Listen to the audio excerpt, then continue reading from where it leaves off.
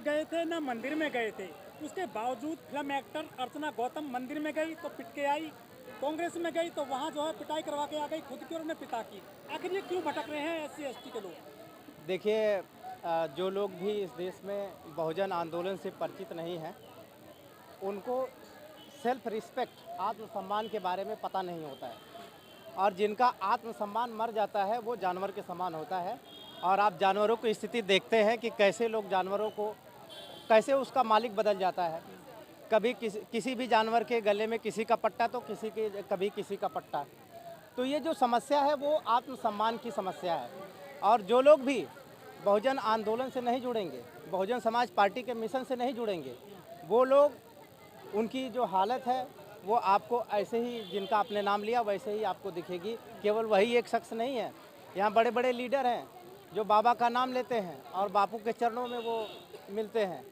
तो केवल उनकी ये समस्या नहीं है, सवाल है कि उनके अंदर न मूवमेंट से न जुड़ने कारण न उनके अंदर सामाजिकपन पैदा हुआ है, न वो अपने समाज की पहचान कर पाते हैं।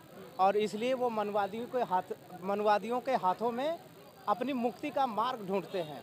और जिसके कारण है भाई, वो जिस तरह का उनके साथ व्यवहार चाहते हैं उस तरह का करते हैं। लेकिन सर, कांग्रेस तो मोहब्बत की दुकान चला रही है पूरे देश में, वहाँ पर दलितों की पिटाई होगी क्या?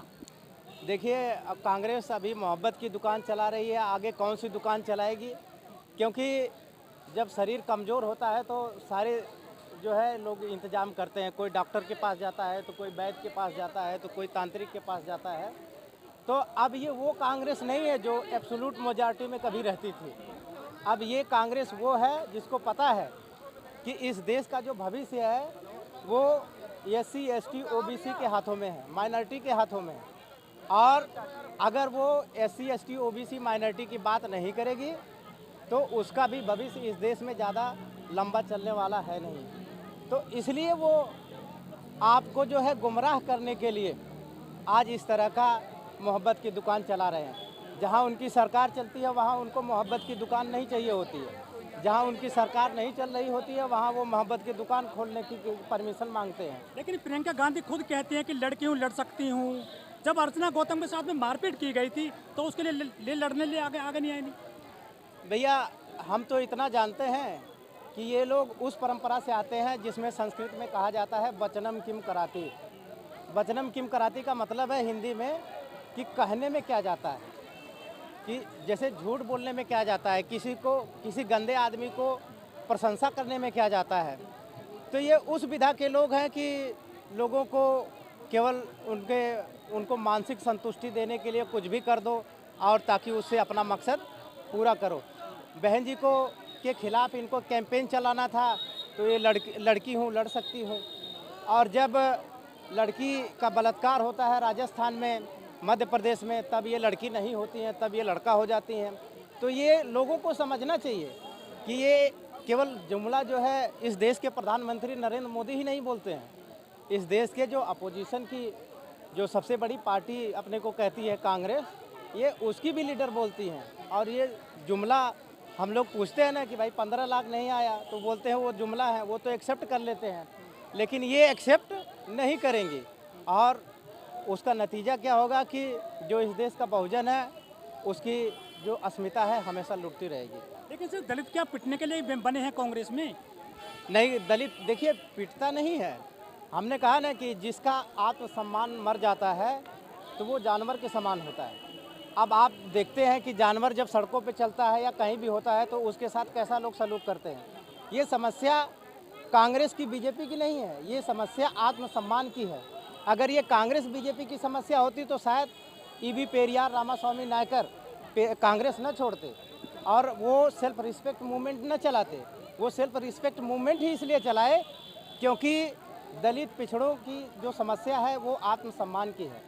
जब आपके पास आत्मसम्मान होता है तो आपका कोई भी कभी भी बाल बाका नहीं कर सकता है, ना आपके सम्मान पे वो बट्टा लगा सकता है। लेकिन जो खड़गे साहब है वो भी तो राष्ट्रीय अध्यक्ष बने बैठे हैं, वो भी दलित हैं कांग्रेस के। भाई, खड़गे साहब को क्यों प्रेसिडेंट बनाया जा रहा है ये भी समझने की बात है। एक तरफ का जो कांग्रेस पार्टी खड़गे साहब को प्रेसिडेंट बना रही है, दूसरा पूरा देश कह रहा है कि अगर आपको मोदी जी को हटाना है तो बहन जी को प्राइम मिनिस्टर आप नॉमिनेट करो, आप बहन जी के रहनुमाई में इस देश 2024 का इलेक्शन लड़ो। तो अब बहन जी को तो वो अपना नेता मान नहीं सकते, क्योंकि वो उनकी जो चातुवर्ण व्यवस्था है, जो उनकी सदियों की गांधी जी ने परंपरा स्थापित की है, उसके वो खिलाफ है। तो इसलिए बहन जी जैसे नेतृत्व को रोकने के लिए उनको कोई ना कोई चाल तो चाहिए, दलितों को कुछ तो चाहिए। अब दलित तो ब्राह्मण के नेतृत्व में कभी भी संतुष्ट होगा नहीं, तो इसलिए दलितों को दिखाने के लिए, वो सफ़ेद दांत दिखाने के लिए हमें तो कुछ ना कुछ तो करना पड़ेगा। जब इसके साथ में मारपीट की गई अकबर रोड पर 24 पर राष्ट्रीय कार्यालय है कांग्रेस का, तो वहाँ अर्चना गौतम को बचाने के लिए कांग्रेस का एक भी हरिजन नहीं आया। भाई इससे हमारा क्या लेना है? जैसा आप रास्ता चुनते हो, people get what they deserve, ये कांसीराम साहब बोलते थे। अगर आपने अपने आत्मसम्मान को नहीं चुना है तो आप किसी भी रास्ते पे जाएं, उसमें हम आपके पीछे क्यों लगे? अब आप जहां जा रहे हैं ये अभी क्या पिटने का इंतजार कर रहे हैं जो कांग्रेस में हरिजन बने बैठे हैं? अभी मैं ये कह रहा हूं कि जिसका स्वाभिमान नहीं है वो इंतज़ार क्या कर रहा है? वो तो उसको कब पीटा जाएगा, उसके साथ क्या सलूक हो रहा है। भाई ये आप, भाई जिसको गुलामी में अच्छा लग रहा है, जो गुलामी को एंजॉय कर रहा है, आप उसको कैसे कह सकते हैं कि वो इंतज़ार कर रहा है? वो तो गुलामी ही एंजॉय कर रहा है। अब अगर आप उसको चाहते हो कि वो गुलामी से बाहर निकले, तो आप उसको जो है आप आज़ादी का स्वाद चखाओ। तो ज़्यादा दलितों के लिए खतरनाक बीजेपी है या कांग्रेस है? इसमें ज़्यादा की बात नहीं है, ये दोनों खतरनाक है। दोनों नहीं, इस देश में जो मान्यवर साहब ने कहा था कि मनुवाद को, जातिवाद को हमें कांग्रेस और बीजेपी और कम्युनिस्ट के रूप में नहीं देखना चाहिए। क्यों? क्योंकि सब जहरीले सांप हैं। किसी के अंदर जहर धीरे असर करता है, किसी का तेज़ी से असर करता है। तो हम ये कहें कि नहीं, देखिए जी, सांप तो ठीक है, बस जहर खराब है। तो भाई हमें सांप से ज़्यादा दिक्कत तो जहर से है। तो जहर तो तीनों के अंदर उतना ही है हमारे प्रति। तो हमें ये तुलना करना कि कौन अच्छा है कौन बुरा है, ये हमारे लिए घातक है।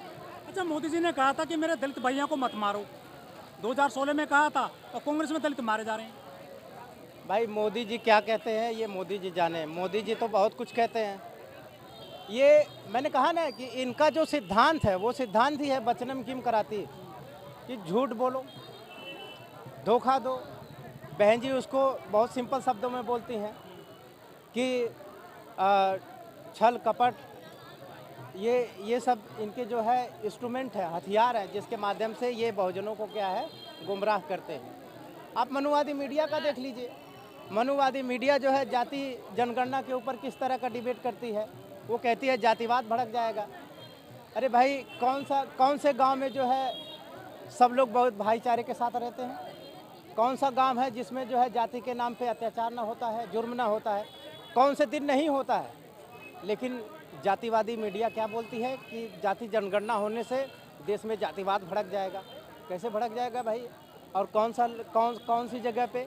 यहाँ तो प्रोफेसर को, आपको इलाहाबाद की घटना याद होगी, दलित प्रोफेसर को कमरा नहीं मिल रहा है किराए का, जबकि वो आपको किराया समय से देने वाला आदमी है।